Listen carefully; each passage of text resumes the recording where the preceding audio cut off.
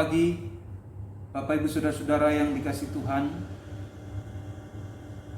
Kita berjumpa kembali di dalam program Morning Call GPIB bersama saya, Pendeta Romi Mateus, Pendeta Jemaat GPIB Paulus Jakarta.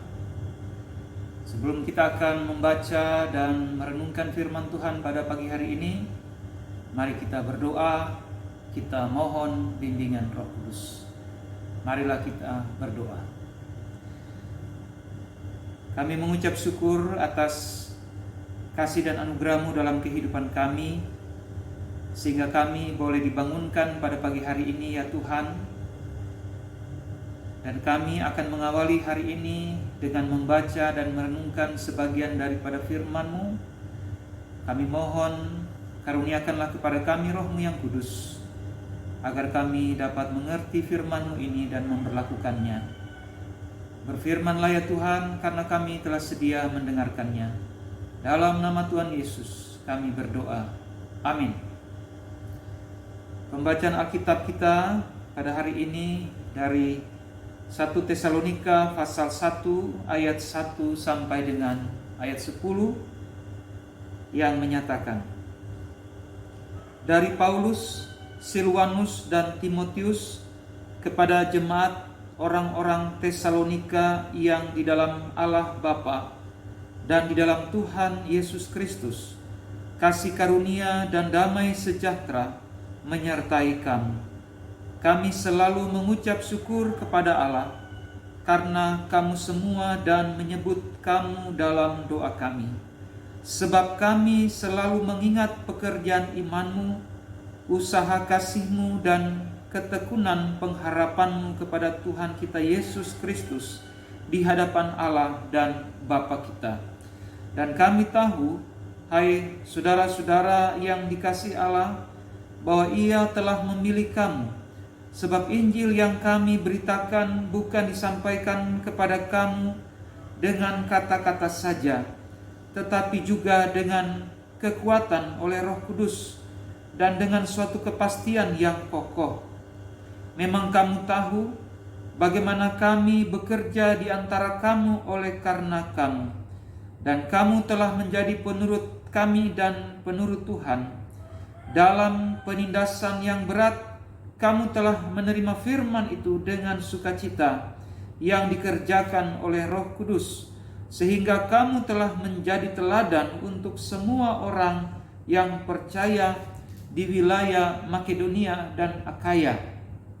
Karena dari antara kamu firman Tuhan bergema bukan hanya di Makedonia dan Akaya saja, tetapi di semua tempat telah tersiar kabar tentang iman-Mu kepada Allah, sehingga kami tidak usah mengatakan apa-apa tentang hal itu, sebab mereka sendiri bercerita tentang kami, bagaimana kamu sambut, dan bagaimana kamu berbalik dari berhala-berhala kepada Allah untuk melayani Allah yang hidup dan yang benar, dan untuk menantikan kedatangan Anaknya dari sorga yang telah dibangkitkannya dari antara orang mati, yaitu Yesus yang menyelamatkan kita dari murka yang akan datang.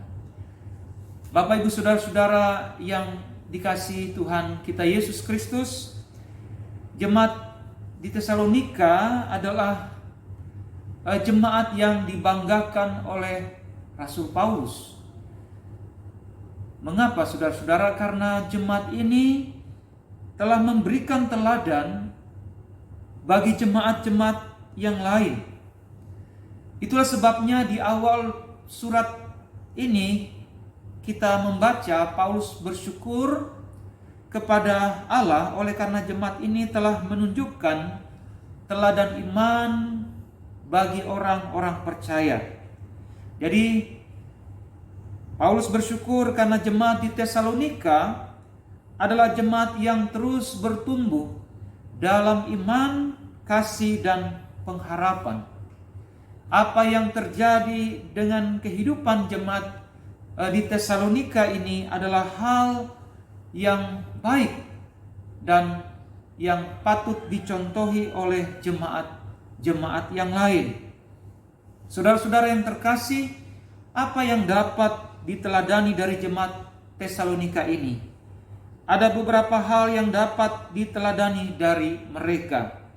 Yang pertama, mereka adalah jemaat yang tetap setia kepada Tuhan, sekalipun mereka harus mengalami penderitaan yang berat. Kita bisa lihat di dalam ayat yang ke-6, dan kamu telah menjadi penurut kami dan penurut Tuhan.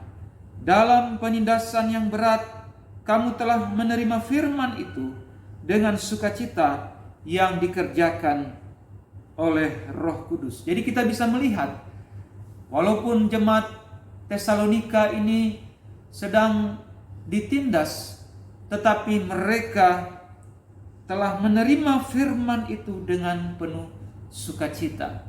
Yaitu firman yang disebutkan dalam bacaan ini diberitakan oleh Rasul Paulus dan rekan-rekannya, bukan diberitakan dengan kata-kata saja, tetapi juga dengan kekuatan oleh Roh Kudus dan dengan suatu kepastian yang kokoh. Jadi bagaimana jemaat di Tesalonika pada akhirnya menjadi percaya kepada Tuhan Yesus, itu karena pekerjaan Roh Kudus yang meyakinkan jemaat di Tesalonika untuk percaya kepada Tuhan Yesus. Jadi hal yang pertama, jemaat ini adalah jemaat yang tetap setia, sekalipun mereka harus menghadapi penderitaan yang berat. Jadi dalam penindasan yang berat, mereka mau menerima firman itu dengan penuh sukacita. Dan yang kedua, saudara-saudara yang terkasih, mereka adalah jemaat yang giat melayani Tuhan. Dan pelayanan mereka itu didasarkan pada iman, pengharapan, dan kasih yang teguh kepada Tuhan. Jadi hidup mereka di dalam Kristus merupakan teladan bagi banyak orang Kristen, secara khusus bagi jemaat-jemaat yang ada di Makedonia dan Akhaya. Bahkan kabar tentang keteguhan iman dan pengharapan jemaat Tesalonika ini telah tersebar ke berbagai tempat, sehingga orang lain juga boleh mendengarkan akan keteguhan iman dari jemaat Tesalonika ini. Mungkin jemaat-jemaat yang lain mengalami penderitaan yang sama seperti yang dialami oleh jemaat-jemaat di Tesalonika. Dan karena itu jemaat di Tesalonika ini menjadi teladan. Mengapa saudara-saudara? Karena walaupun mereka mengalami penderitaan, tetapi mereka tetap setia kepada Tuhan. Jadi kesetiaan mereka itu di tengah-tengah penderitaan yang mereka hadapi merupakan teladan yang dapat menguatkan jemaat-jemaat yang lain yang juga sedang mengalami penderitaan yang sama. Jadi mereka di sini menjadi teladan karena mereka tetap setia di dalam Kristus, sekalipun mereka harus ditindas. Jadi tidak mudah untuk tetap setia di tengah-tengah penderitaan yang harus kita alami. Karena seringkali ketika orang menghadapi penderitaan, lebih banyak orang kecewa, lebih banyak orang mengeluh, lebih banyak orang bersungut-sungut kepada Tuhan daripada bersyukur di tengah-tengah segala penderitaan. Tetapi Tuhan inginkan kita sebagai anak-anaknya, di tengah-tengah penderitaan, mari kita tetap bersyukur kepada Tuhan. Mari kita tetap setia kepada Tuhan, sebagaimana yang ditunjukkan oleh jemaat di Tesalonika ini. Jadi dari kehidupan jemaat di Tesalonika, saudara-saudara, kita belajar arti dari sebuah kesetiaan, arti dari sebuah keteladanan. Dan saudara-saudara, jemaat di Tesalonika ini bisa menjadi teladan. Itu pertama-tama karena Tuhan sudah menyelamatkan mereka. Itu pertama-tama karena Tuhan sudah memilih mereka untuk menjadi umatnya. Dan karena itu kepercayaan mereka dinyatakan lewat sikap iman, di mana mereka bersedia meninggalkan penyembahan berhala, meninggalkan kehidupan yang lama, dan mereka boleh percaya kepada Tuhan.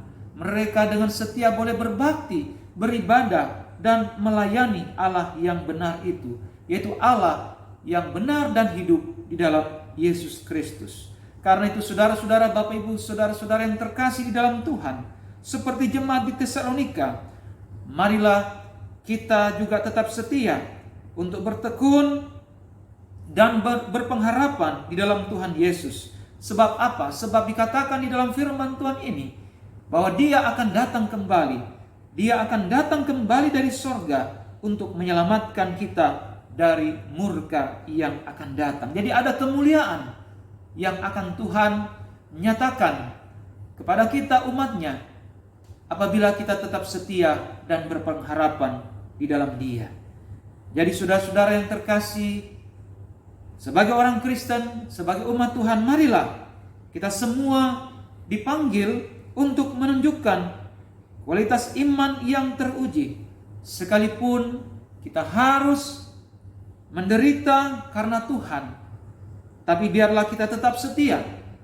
Biarlah kita tetap beriman dan tabah dalam menghadapi segala sesuatu di tengah-tengah dunia ini.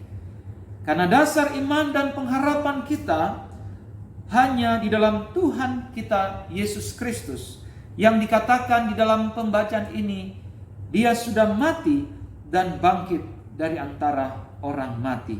Jadi kebangkitan Tuhan Yesus adalah tanda kemenangan bagi kita yang sungguh-sungguh percaya.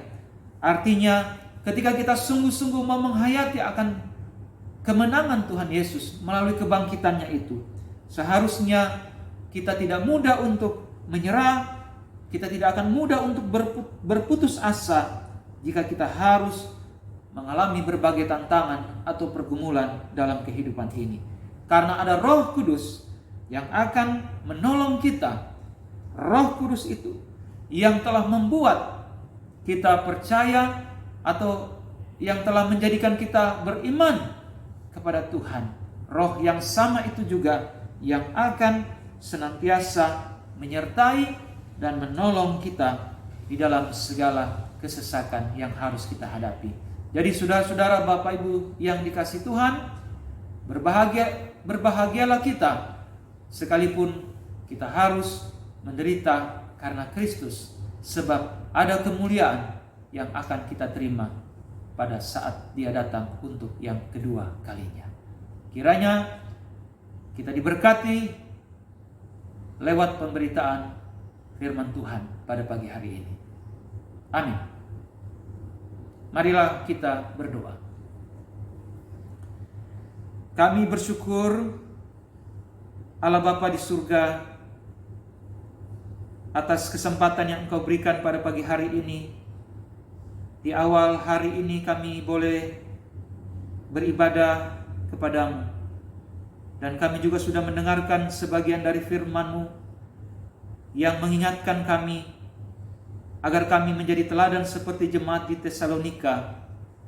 Sekalipun mereka menderita, ditindas, tetapi mereka bersukacita dan menerima firman yang diberitakan di tengah-tengah kehidupan mereka.